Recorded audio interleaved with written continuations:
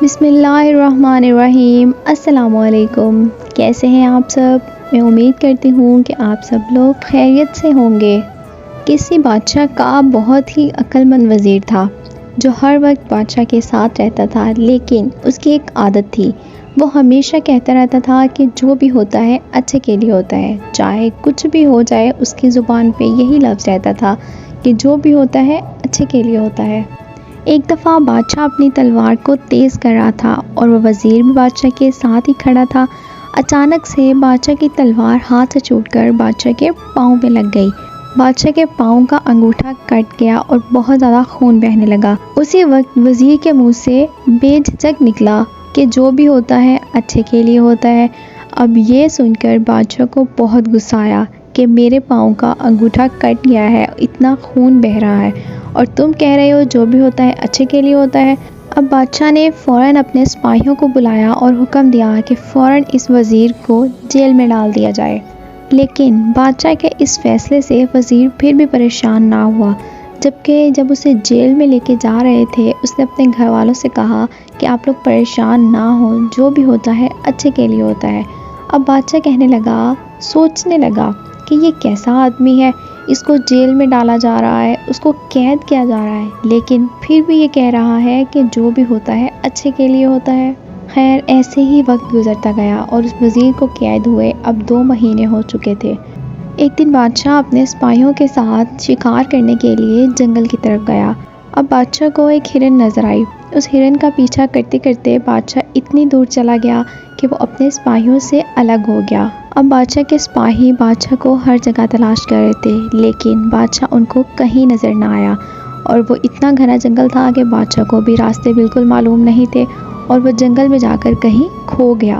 اب بادشاہ نے راستہ تلاش کرنے کے لیے ادھر ادھر دیکھا، لیکن بادشاہ کو راستہ بالکل نہیں مل رہا تھا، کیونکہ بادشاہ کو جنگل کے بارے میں پتہ ہی نہیں تھا کہ اچانک بادشاہ کو بہت ساری آوازیں آنے لگی، عجیب و غریب آوازیں آنے لگی۔ جب بادشاہ نے پیچھے مڑ کے دیکھا تو وہ جنگلی قبیلے کے لوگ تھے جو اس جنگل میں رہتے تھے۔ وہ اپنے منہ سے عجیب و غریب آوازیں نکال رہے تھے۔ اب بادشاہ نے ان کو بتانے کی کوشش کی کہ میں بادشاہ ہوں، لیکن ان کو بادشاہ کی کک سمجھ نہ آئی، اور وہ بادشاہ کو رسیوں سے باندھ کر اپنے قبیلے کی طرف لے گئے۔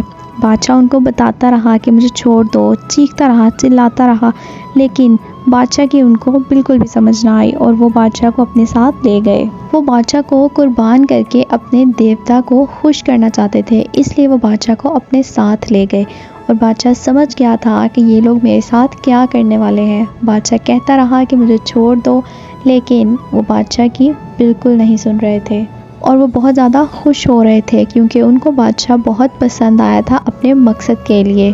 انہوں نے بادشاہ کے نئے کپڑے پہنائے، بادشاہ کو خوشبو لگائی، پھولوں کی پتیاں بادشاہ کے اوپر بکھیر دی۔ پورا قبیلہ ڈھول بجا رہا تھا اور سب لوگ اس ڈھول پہ رقص کر رہے تھے۔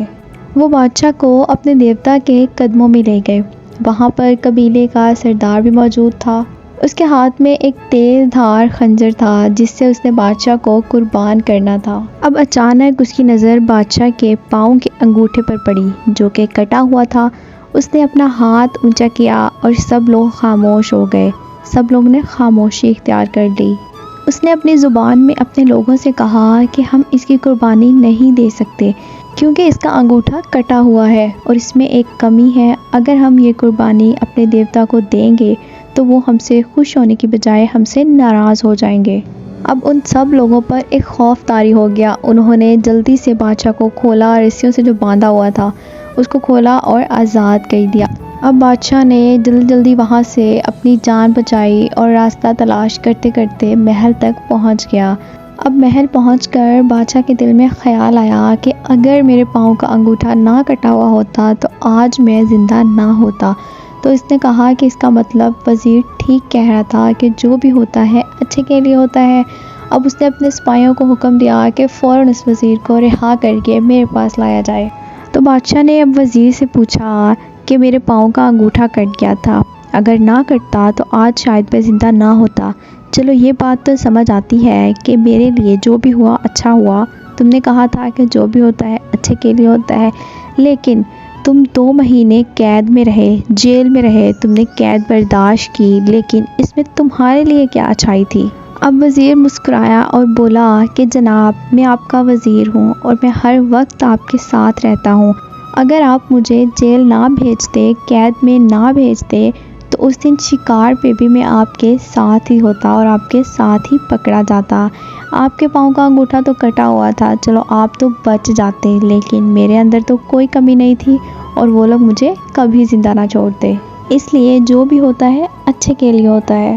بعض اوقات ہم انسان بھی اس طرح مشکل دور سے گزر رہے ہوتے ہیں، مشکل وقت سے گزرے ہوتے ہیں، مشکل حالات کو فیس کر رہے ہوتے ہیں، لیکن ہم اس وقت یہ سوچتے ہیں کہ کاش ایسا نہ ہوا ہوتا، کاش ایسا ہو جاتا۔